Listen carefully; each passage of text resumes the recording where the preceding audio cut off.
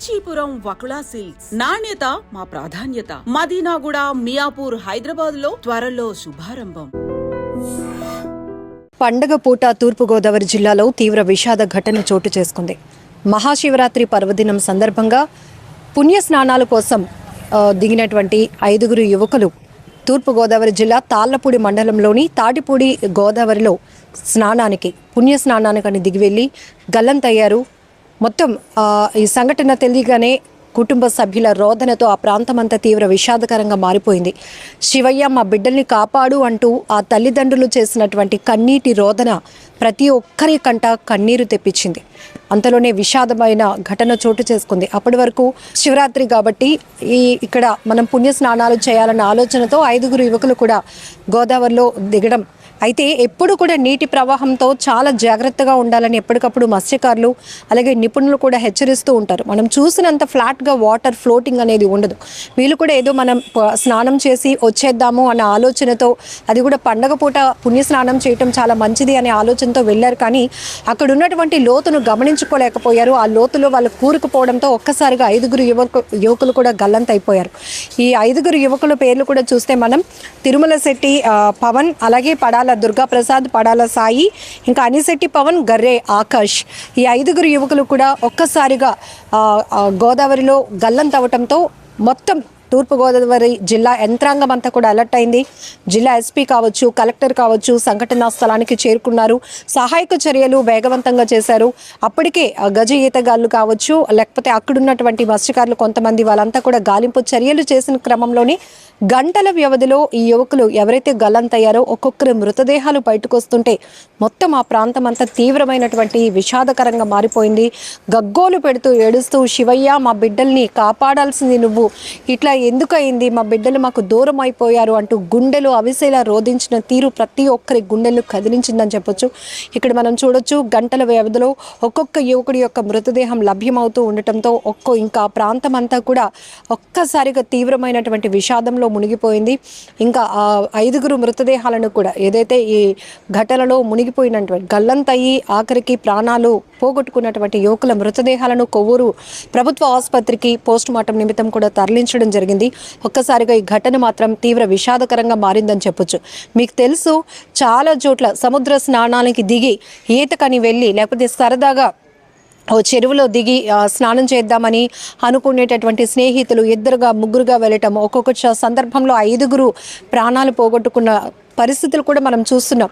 ఆఖరికి వాళ్ళు సరదా అనేది అక్కడ ఉన్నటువంటి పరిస్థితిని అంచనా వేయలేక అది విషాదకరంగా మారుతున్నటువంటి పరిస్థితులు కూడా ఉన్నాయి. సో మనకి తెలీదు, చూస్తున్నంతసేపు వాటర్ ఎప్పుడు ఆహ్లాదంగానే ఉంటుంది. బీచ్లు కావచ్చు, చెరువులు కావచ్చు, ఇలాంటి గోదావరి ప్రాంతాలు ఇవన్నీ కూడా చూడటానికి బాగానే ఉంటాయి. బట్ ఆ లోతు అనేది మనం గ్రహించలేం కాబట్టి అందుకే ఎక్కడికక్కడే మనకి హెచ్చరిక బోర్డులు కూడా చూస్తూ ఉంటాం.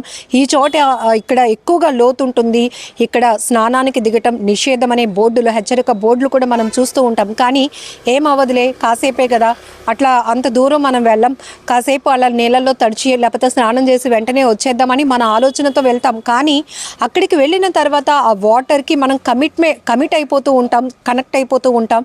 ఇంకాసేపు ఉంటే బాగుంటుంది అనుకుంటామే తప్ప ప్రమాదపు అంచులోనికి వెళ్తున్నాం అనేటటువంటి ఆలోచన మాత్రం మనలోనికి రాదు.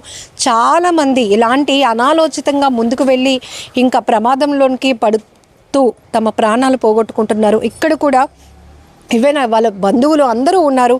పుణ్యస్నానానికని వెళ్ళినటువంటి యువకులు వాళ్ళు ముందుకు వెళ్ళిపోవటం, లోతు గమనించకపోవటం, దీంతో తీవ్రంగా ఇక్కడ పరిస్థితి అయితే ప్రమాదకరంగా మారిందని కూడా చెప్పొచ్చు. ఏదేమైనా కూడా పండగ పూట జరిగినటువంటి విషాద ఘటన చాలా బాధాకరమైన విషయం.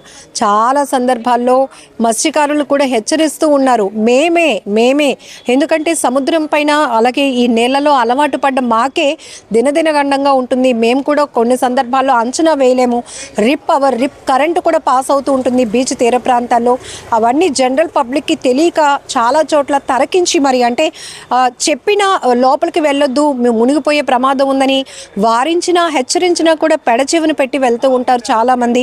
ఇలాంటివి కూడా మనం చూస్తూ ఉంటాం. కానీ ఇప్పుడు 5 యువకులు ఒక ప్రమాదంలో తమ ప్రాణాలు పోగొట్టుకోవడం వల్ల 5 కుటుంబాల్లో తీవ్రమైనటువంటి విషాదం, అది కూడా పండగ పూట ఇలా జరగటంతో అసలు ఆ కుటుంబ సభ్యుల్ని ఓదార్చడం ఎవరి తరం కావటం లేదు. వాళ్ళు ఇంత త్వరగా కోలుకుంటారు అనే ఆలోచన కూడా అసలు ఎవరికి రావటం లేదు. మొత్తానికి ఆ బిడ్డల కోసం ఆ తల్లిదండ్రులు, ఆ కుటుంబ సభ్యులు, అలాగే వాళ్ళ బంధువులు రోధించినటువంటి తీరు మాత్రం తీవ్ర బాధాకరమైన విషయం అని చెప్పొచ్చు. అలాగే ఎంతో మందిని కదిలించింది. ఇప్పటికైనా మనం జాగ్రత్తగా ఉందాం. చాలా చోట్ల బర్త్డే ఫంక్షన్స్ అనో, లేకపోతే ఏదో అకేషన్ ఉందనో, లేదంటే ఈరోజు సెలవు ఇచ్చారు కాబట్టి కాలేజ్కో స్కూల్కో కాసేపు అలా బీచ్కి వెళ్దామనో, అలా సరదా కోసం వెళ్ళి ప్రాణాలు పోగొట్టుకుంటున్నటువంటి చాలా మందిని చూస్తున్నాం. దయచేసి అలర్ట్గా ఉండండి. ఎవరైతే మనల్ని వారిస్తూ ఉంటారో, హెచ్చరిస్తూ ఉంటారో, వాళ్ళ మాట వినటానికి ప్రయత్నిస్తే కనుక ఇలా ప్రాణాలు పోగొట్టుకోకుండా ఉంటాం. ఏదైనా మాత్రం ఇక్కడ వాళ్ళు పుణ్య స్నానానికని దిగి గల్లంతై ఆఖరికి ప్రాణాలు పోగొట్టుకున్నటువంటి పరిస్థితి చాలా విషాదకరమైన ఘటన. కెమెరా పర్సన్ శేఖర్తో లక్ష్మి, ఐ డ్రీమ్, వైజాగ్. అంటే ఇలా చూసుకొని పైకి రావడం ట్రై చేయాలి. ఇద్దరు వెళ్ళాక ముందు అకౌంట్ వెళ్ళి స్లైడ్ అయిపోయారు. ఇద్దరు వెళ్ళిపోయారు. ఎదుర్కొంటే ఏం అవదలేని వెళ్ళిపోయినప్పుడు ఇంకొక ఇద్దరు వెళ్ళి వాళ్ళని కాపాడుతాను. కాపాడు ఒక్కొక్కటి చెయ్యొచ్చుకుని ఇద్దరిని బయటికి లాగిన తర్వాత మేము జనాన్ని బయటకు వచ్చాం. పైకి వస్తుంటే ఈ లోపల మళ్ళీ వాళ్ళని కాపాడడానికి వీళ్ళు మునిగిపోతాం. మొత్తం ఐదుగురు అంటే ఓన్లీ స్లైడ్ ఈతరాక స్లైడ్ అయిపోయి వెళ్ళిపోయారు. డెప్త్ లోకి వెళ్ళిపోయారు. ఇట్ ఈస్ నాట్ ఊబి కాదు, ఓన్లీ ఇసుక సైడ్కి వెళ్ళారు. ఉదయం సుమారు 8:30 ఆ ప్రాంతానికి తాడిపూడి గ్రామానికి చెందిన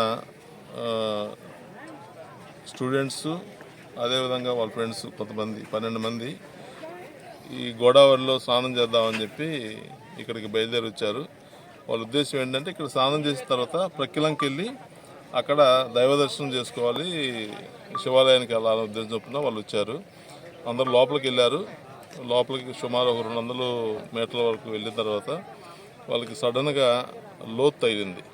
లోతు తగలడంతో ఒక 5గురు వాటర్లోకి జారిపోయారు.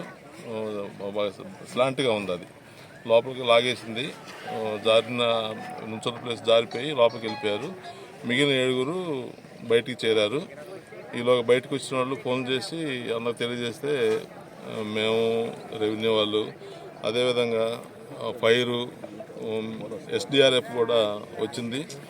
వచ్చి గాలింపు చర్యలు చేపడితే 5గురిలో ప్రజెంట్ 3 బాడీలు ట్రేస్ అయినాయి. మరొక 2 బాడీలు ట్రేస్ అవ్వాలి. ఆ 2 బాడీల కోసం పోలీసు మరియు ఎస్డిఆర్ఎఫ్, ఫైరు, అదేవిధంగా ప్రైవేటు బోటు సంబంధించిన స్విమ్మర్స్ వాళ్ళు కూడా సెర్చ్ చేస్తున్నారు. వాళ్ళు కూడా ఒక 1 అవర్లో ఆ బాడీలు కూడా ట్రేస్ చేస్తారు. ఇది ప్రమాదవశాత్తు జరిగిన సంఘటన. ఇప్పుడే చెప్తున్నారు మాకు ఎస్ఐ గారు, రూరల్ ఎస్ఐ గారు, తాళపూడి ఎస్ఐ గారు లోపలే ఉన్నారు. మరొక బాడీ దొరికిందని, ఇంకొక బాడీ దొరికితే మనకి అన్ని క్లియర్ అన్నట్టే. దాన్ని కూడా అతి త్వరలో పట్టుకుంటాం. Thank you. చాలా దురదృష్టకరమైన సంఘటన. మహాశివరాత్రి పుంజ స్నానాలు చేసి వెళ్ళదరించి చదువుకునేటువంటి పిల్లలు అంతా ఇంటర్మీడియట్, డిగ్రీ చదువుతున్న పిల్లలు, తాళపూడి మండలం తాడిపూడి గ్రామానికి చెందినటువంటి పిల్లలు ఇక్కడికి స్నానానికి దిగినట్టుగా తెలిసింది. వాస్తవంగా ఇక్కడ శివరాత్రి రోజున ఏర్పాటు చేసినటువంటి స్నానాలకు సంబంధించినటువంటి ఏర్పాట్లు ఏవవుతున్నాయో అవి అక్కడ కూడా సంబంధిత అధికారులు కానీ పోలీసులు కానీ అందరూ కూడా అక్కడ ఉన్నారు.